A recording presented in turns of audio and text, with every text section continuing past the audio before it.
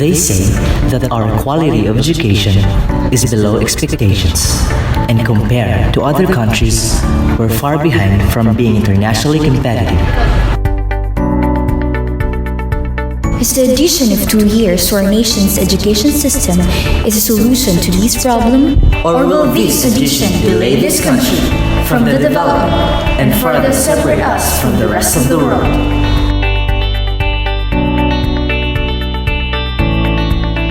The Republic Act 10533, otherwise known as the Enhanced Basic Education Act of 2013, or also known as the K-12 curriculum, is the latest educational reform in the Philippines.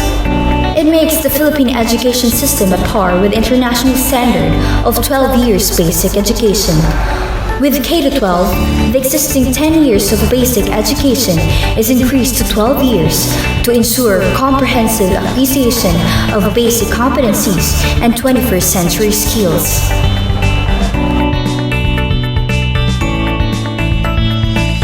But what are the responses of the stakeholders that are involved in K-12 curriculum? Here are their views and opinions of the implementation of the K-12 curriculum. Teacher, basically when it started, it's a little bit na burden kay bago magud siya. It's a new curriculum and it's very hard to understand. For us teachers, we were not acquainted with kailangan mag-mother tongue, and then it should be that at that point of time sa ilaha, it should be na nag-start na sila of reading sa English. And it's very hard because wala may English na subject during grade 1. So partly it became a burden because of the reading comprehension of my pupils. But as the years goes by and then naka-result na yung mga result, I think it's very helpful ang K-12. With my senior high school students that when they went to college, most of their feedback was, nagyan man naman sa senior high ma'am, or ay okay naman ma'am kay nakuha naman na nakatry naman yan sa senior high. So it was based on that feedback, I guess it was na-change akong opinion like okay gid siya, nakatabang gid siya in fairness. Okay, at first man good, since I was a product of the old curriculum, for me it was burden man na 2 years na sad. But after sa first batch, which is kamo, congratulations, diba? Okay di ay siya. So I think karon okay na akong opinion sa iya, less burden na siya. Kato lang siguro at first pag start, medyo kapoy siya, lisod siya sabton, and then additional 2 years, additional agony sa parents. But then the result is okay di ay. So more Education plays a vital role in the society today. It is the key to alleviate poverty. In the context of globalization and the emergent, K-12 curriculum would help to uplift the quality education in the Philippines. It is beneficial to every student. It prepares students to graduate ready for employment in various industries. Apparently, it can also help students look for a job even without college degree. It also provides specialization for employment. Thus, K-12 curriculum is not a burden, for it challenges every Filipino students to become more value-oriented and globally competitive.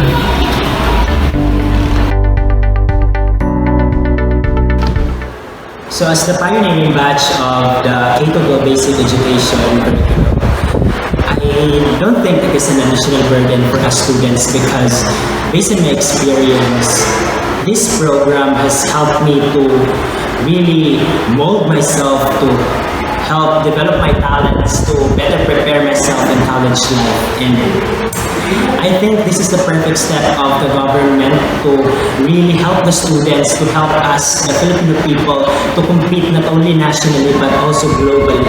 Because I think the vision of the government is to help us to really become the person, the total person who can able to compete with those different challenges outside. This program, I think I have already assured myself that whenever I graduate in college, I know that there is a better future ahead of me. Like I can able to compete with those challenges outside the real world of life. Makatabang siya, dako siya matabang, pero nakahatag og kahasol tungod sa dugang duha ka tuig nga nakuha sa naay kuan na ka apat kay mag kuan na siya kanang mag second year na may naay K-12 busa naay na late og duha ka tuig ang naay kuan karon kanang nag college kay tungod sa K-12. Pero og imong hunahon nakatabang sad siya kay na may ng eskwela nga taman ra sa senior high. Nakita gyud nako nga na ay tungod sa K-12 nakatrabaho siya maayo nga trabaho. Dili isupod nga nay uban nga high school ra graduate. Bugat nga trabaho ang iyang natrabahoan. Okay gyapon ko sa kuan K-12 karon. K-12 helpful or burden? It's a very complicated question actually in the perspective of a government employee. It's a very good move to fit into the standards of the global standards on education. Like in other countries, we are actually behind, and it is time that if we want to produce global products like we want to be competitive to the labor force in the world, we need to prepare our graduates. So K-12 is really essential.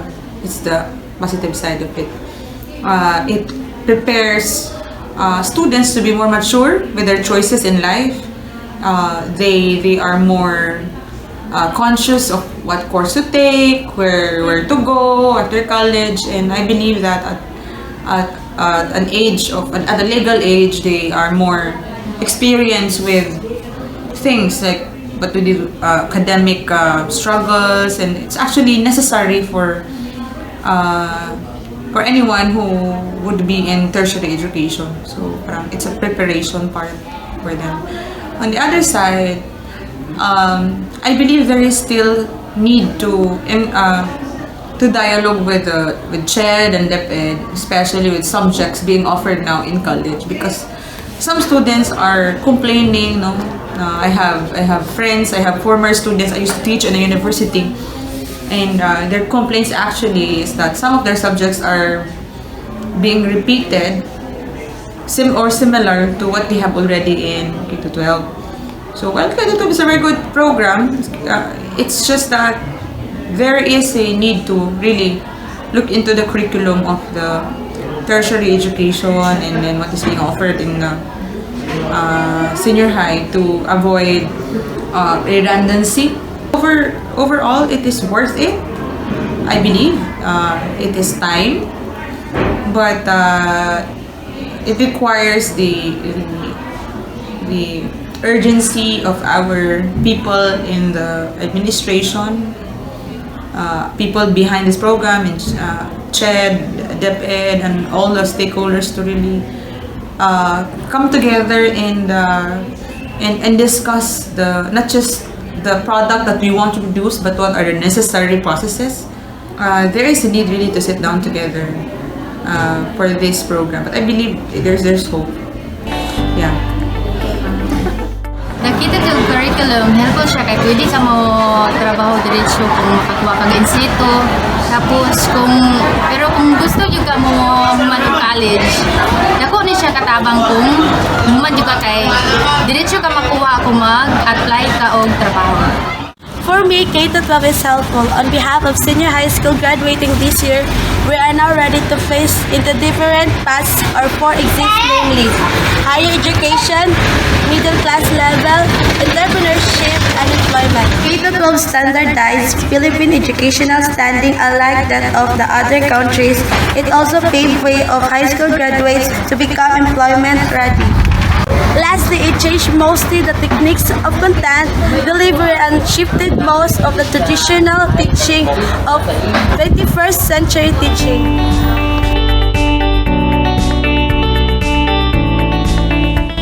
We are ready for the K-12 curriculum, where we can reach And quest our vision. For we are the key through a great nation.